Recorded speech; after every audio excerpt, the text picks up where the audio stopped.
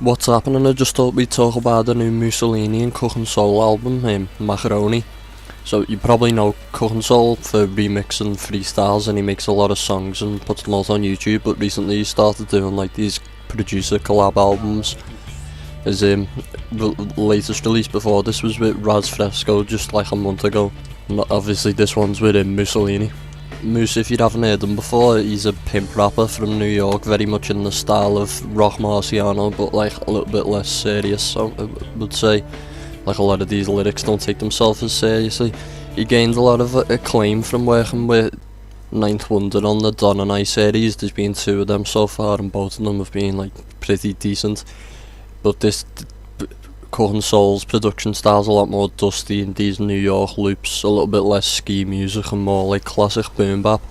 So yeah, first off's a posse cut with Hus Kingpin and Ruben Vincent, and as usual, Hus and Moose have a great chemistry on the song, and Vincent just adds the cherry on top. I think Hus has a distinct enough like voice to where the styles like meld well together, even though they're rapping about similar things. The beat even incorporates a few like good riffs, like synths. Then the third track, which was one of the singles, is 92 Olympics. This is probably one of the better songs on the album. There's good strings, drums, keys, and just this like very catchy loop. The god Fahim also shows up on it, and he probably gives the best feature of the album as well on this song. But yeah, I think that's probably one of the tightest, like best put together songs. Then after that, there's just like a few slower tracks, and like Cookin Soul really has this ability to like keep a beat interesting. The second single, Got It, had a really unique loop, which was like just a weird noise, just kept looping. It reminded me of something like Old School by Tupac, or like Do It For Love. I think Moose and his style is very similar to that as well, but it's a lot more like pimp oriented lyrics. And then the next single after that has Les. I hadn't really heard of him before, but it was a good verse, and it's nice to see a switch up from just having all these like New York sort of people. Moose is saying shit like, "You frontin' like Tony, but you smell like baloney." So yeah, they're not like the deepest bars or anything, they're just sort of there to make you laugh and just a bit catchy. But I think after that, where it starts to really like pick up for me, where you have Fresh Airs, another posse cut, as Raz Fresco, he's just as good as he always is. If you haven't listened to him, probably an artist worth listening to. Another piano loop, but this scratch bastard picks up like the slack on this song basically, and makes like a primo style like scratch effect to the beat, and it's one of the better beats on the album because of that. And then after that, you have Way Up.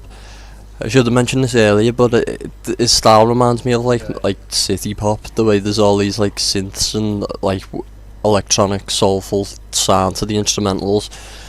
Obviously, you see this in the music videos too, where they're like editing clips from like animes and whatever. It just stood out to me because I don't really see it in the other producers. They're really starting to sound the same, and it just like made the album sound a bit different. And then finally, Pay the Man. So yeah, these last 3 tracks just really like old school classical like sounding, very very good beats. And the chorus, "Hustle, we gonna get these bands, I got women in both hands." Mus has like shown his ability to like write chorus. I think a lot of these like bars rappers struggle to like sort of make a song. He's obviously like a good musician if he's been able to come up with this many choruses and stuff, when a lot of rappers are just sort of not even bothered, and it really helps, I think, distinguish the songs amongst each other, because a lot of albums I'll just completely forget the names of most of the songs, but whereas this and the Don and I, there's like them certain songs where you sort of remember them because of the chorus. But yeah, overall, I think, you know what I mean, it's not the most, how am I going to say this, it's not the most unique or groundbreaking album ever, but it's solid. 10 tracks, it's only about 25-30 minutes, doesn't get old, very fresh to listen to, a lot of good features as well. For me, I'd probably give it about like an 8 or something, but I'm feeling like a 75 to like an 8. I think the features definitely bring it up. Maybe if it was like 15 tracks, or maybe just the good ones, I would have bumped it up a bit, but yeah. That's pretty much what I've got to say about that. So I'll probably be reviewing the Mickey Diamond album as well, so if you want to watch that, stick around in a bit.